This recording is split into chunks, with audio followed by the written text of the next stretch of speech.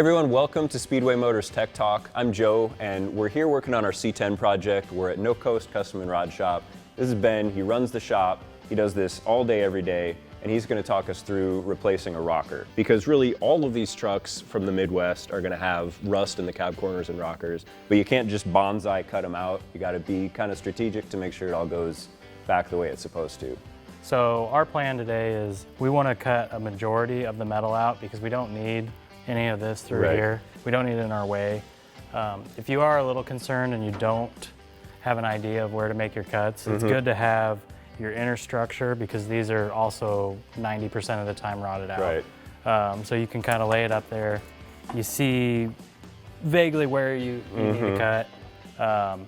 But after we get a majority of it cut out, we'll then drill our spot welds, or in our case, we'll grind them and remove that material just a little more precisely.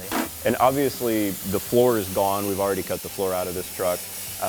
The replacement floor that we have, the inner rocker panel comes with it. If you're replacing the inner rocker, the process would more or less be the same. You do that first and then you do the outer rocker. But the first step is to cut away all the nasty stuff. So that's what we got to do first.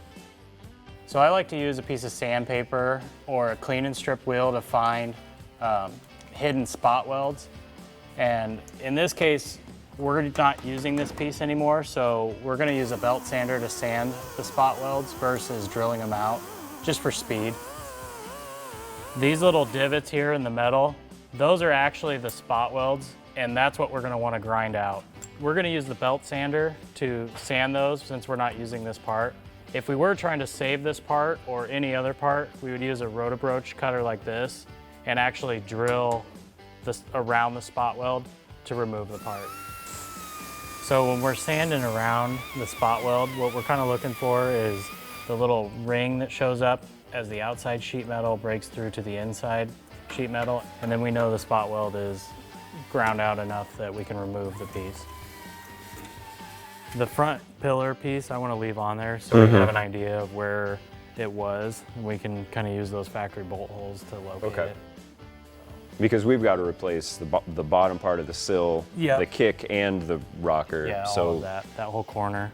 The back, there's nothing left of it, so we're just going to have to kind of figure that out. In general, you just want to be careful not to cut away too much so that you don't lose your reference points. Yep. Yeah, that's what we try to do. All right, we're back. Our truck looks a little different now. It's been blasted, you know, and exposed even more gnarly areas than we knew of before. And Ben has sprayed it with an epoxy primer. So now our next step is to start putting all the fresh metal back in. So in this situation, I think we start with our lower pillar patches. And then since we kind of have some bolts here to locate them, we can get those placed. What we'll do is we'll unbolt them.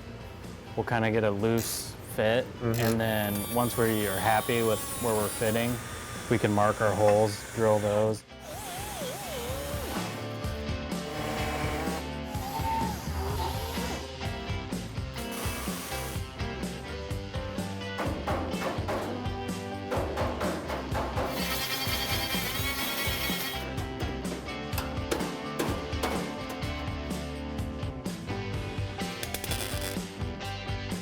Since we got the floor tacked in, our next move is going to be to fit the doors and actually start fitting the rockers in the cab corners.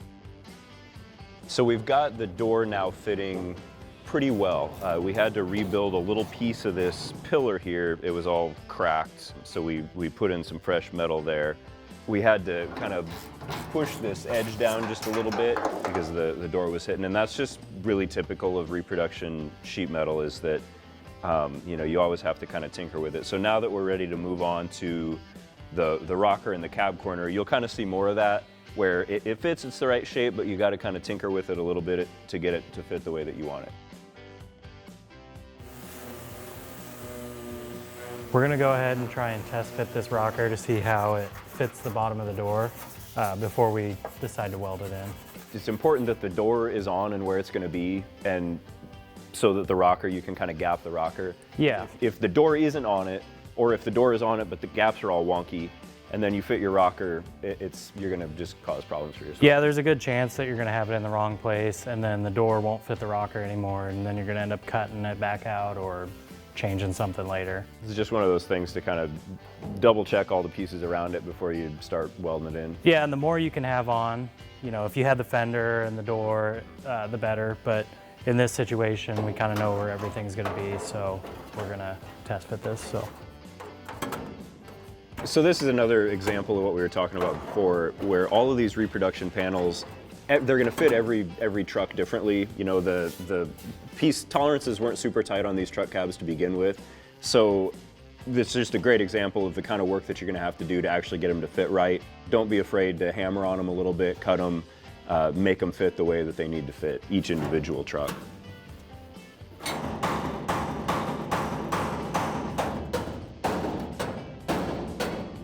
Pretty happy from this point to here. I think once we start welding, we'll be able to move this in just a little bit more since the piece will be held in a little bit better. We use a weld through primer on our weld seams. I'm kind of just doing a coat over everything because we're gonna spot weld down here. There'll be some spot welds along here and along here, up in here. We typically use it because as the weld goes in, it melts and then surrounds the weld and encapsulates it. It's just a level of rust preventative. Yeah, I mean, the idea here is if you have bare metal and then you put this Right. rocker over it, there's always going to be bare metal just chilling inside, and so moisture and stuff is still going to get in there and cause it to rust. So having the weld-through primer on there just adds a little bit of protection for it. We use the copper because the melting point is greater than the weld temperature.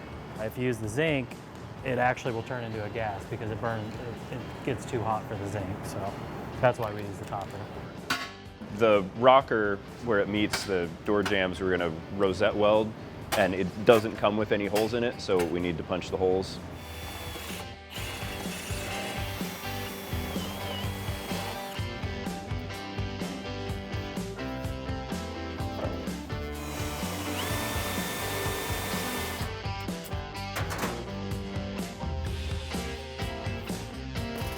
So we just kind of tacked the rocker in. It might be tempting to blast a bunch of weld into it now that we kind of got it positioned where we want, but you can't forget we're going to move on to the cab corner, and there's still a potential that we're going to have to move some things around on the rocker, so don't final weld it until you fit kind of everything that touches it.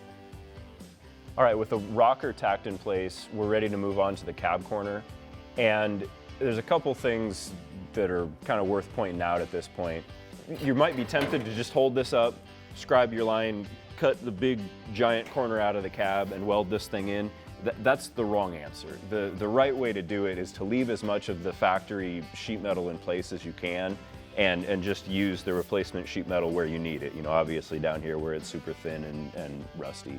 We also notice there's a dent here. Before we can start fitting this cab corner, we're gonna need to massage that out.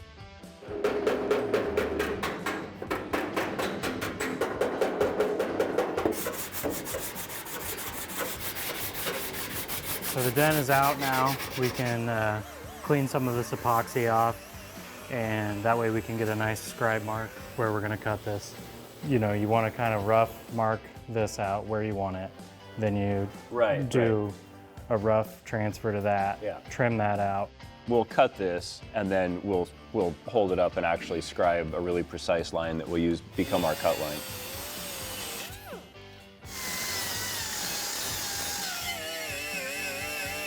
All right, so we went ahead and trimmed up the cab corner here. We've drilled a few holes for our clecos. So we're gonna go ahead and put the cab corner on now using these clecos. So now we're gonna pull this off and we're gonna trim off a little bit of the excess to use these as tabs to hold this in place while we make our cut. So after we've cut our tabs to hold the piece in place, we kind of get a rough edge, and I like to take a file and just clean that up before we put it back on the pickup and scribe our line. As you can see, we kind of did our rough line before just to give us a guideline of where to put our cleco holes. Now we're ready to put the panel back on once we spray some layout fluid, like I said, a Sharpie, just anything that you can get a nice clean scribe mark with.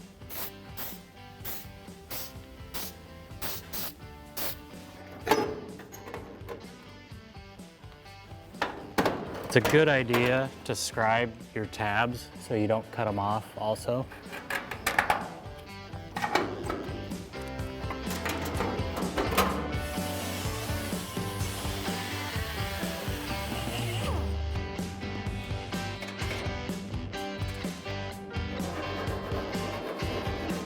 So if you have a way to put a little step in your tab, that would be ideal because it pushes the panel closer to the other panel. So I mean, here's where like the beauty of leaving the tabs is, you know, normally here you have like magnets or vice grips or something trying to hold everything flush, but this way it's kind of holds itself flush with the tabs and the clecos. Yeah, because we're not able to get a C-clamp in there or anything to hold it. And you know, we typically do butt welds on all of our panel welding. We never do a lap weld or anything like that. So, as you go and you're ready to tack, you trim the tabs off as you go, and that's what's holding it in place, and then we'll get a nice flush fit that way. So whenever you're tacking metal or welding metal, you're putting heat into it, which is essentially shrinking the metal. So you want to hammer your tacks as you go to stretch the weld back out, to put it back where you had it before you tacked it. So we've come to the point where the tab is actually holding the metal out now, so we are just going to zip that off and be able to lay that sheet metal back into the other piece so it sits flush.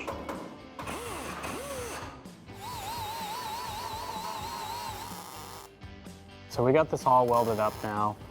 We stitch welded it, which basically means that you take it and tack every so often and follow that around. We worked from one side of the panel over, and the reason why we do that is because we want to keep our heat down so we don't warp this panel. Now we're going to go ahead and move on to the other panel. So, I mean, I know what you're thinking is, while you've been watching us do this, is that this piece here is all hammered, and why didn't we just, you know, put it all in one piece? And just sort of with the way that this was fitting, it was going to work easier for us to do this in two pieces. So now this, whatever happened here, this got torched out years ago. We've got this other piece from the cab corner that we're going to fit. So while Ben's dressing the weld down, I'm going to start working on fitting this piece.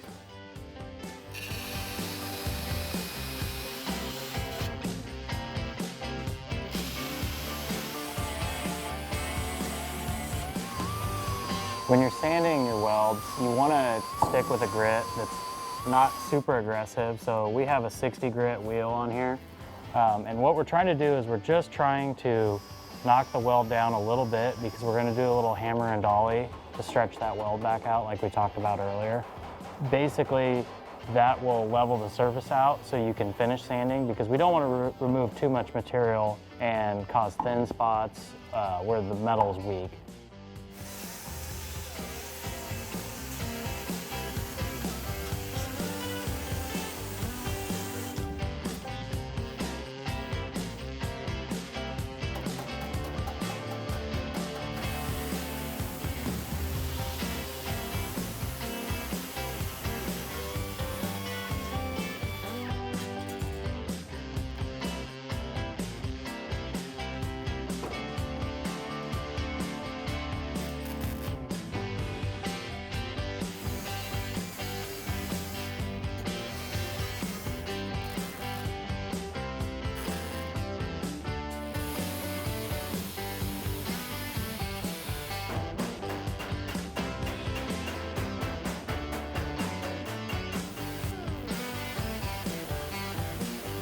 There's a lot that we didn't show, you know, there's a lot of little tedious parts of this process, and anybody who's attempted to do this is going to know that.